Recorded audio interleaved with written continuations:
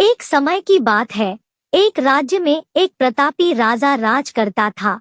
एक दिन उसके दरबार में एक विदेशी आगंतुक आया और उसने राजा को एक सुंदर पत्थर उपहार में दिया।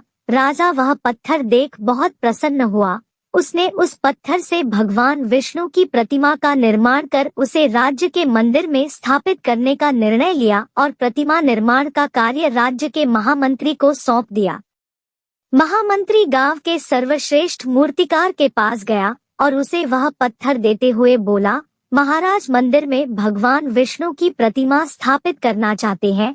7 दिवस के भीतर इस पत्थर से भगवान विष्णु की प्रतिमा तैयार कर राजमहल पहुंचा देना। इसके लिए तुम्हें 50 स्वर्ण मुद्राएं दी जाएंगी। 50 स्वर्ण मुद्राओं की बात सुनकर मूर्तिकार खुश हो गया और महामंत्री के जाने के उपरांत प्रतिमा का निर्माण कार्य प्रारंभ करने के उद्देश्य से अपने औजार निकाल लिए। अपने औजारों में से उसने एक हथौड़ा लिया और पत्थर तोड़ने के लिए उस पर हथौड़े से वार करने लगा, किंतु पत्थर जस का तस रहा। मूर्तिकार ने हथौड़े के कई वार पत्थर पर किए, किंतु पत्थर नहीं टूटा।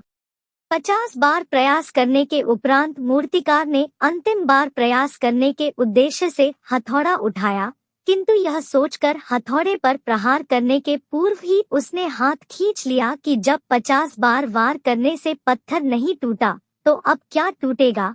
वह पत्थर लेकर वापस महामंत्री के पास गया और उसे यह कहा वापस कर आया कि इस पत्थर को तोड़ना नामुमकिन है, इसलिए इससे भगवान विष्णु की प्रतिमा नहीं बन सकती। महामंत्री को राजा का आदेश हर स्थिति में पूर्ण करना था, इसलिए उसने भगवान विष्णु की प्रतिमा निर्मित करने का कार्य गांव के एक साधारण से मूर्तिकार को सौंप दिया। पत्थर लेकर मूर्तिकार ने महामंत्री के सामने ही उस पर हथौड़े से प्रहार किया और वह पत्थर एक बार में ही टूट गया। पत्थर टूटने के बाद मूर्तिकार प्रतिमा बनाने में जुट गया।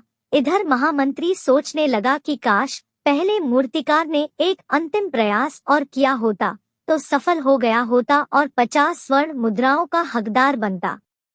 मित्रों, हम भी अपने जीवन में ऐसी परिस्थितियों से दो चार होते रहते हैं। कई बार किसी कार्य को करने के पूर्व या किसी समस्या के सामने आने पर उसका निराकरण करने के पूर्व ही हमारा आत्मविश्वास डगमगा जाता है और हम प्रयास किए बिना ही हार मान लेते हैं। कई बार हम 1-2 प्रयास में असफलता मिलने पर आगे प्रयास करना छोड़ देते हैं, जबकि हो सकता है कि कुछ प्रयास और करने पर कार्य पूर्ण हो जाता या समस्या का समाधान हो जाता। यदि जीवन में सफलता प्राप्त करनी है तो बार बार असफल होने पर भी तब तक प्रयास करना नहीं छोड़ना चाहिए जब तक सफलता नहीं मिल जाती। क्या पता जिस प्रयास को करने के पूर्व हम हाथ खींच ले वही हमारा अंतिम प्रयास हो और उसमें हमें कामयाबी प्राप्त हो जाए।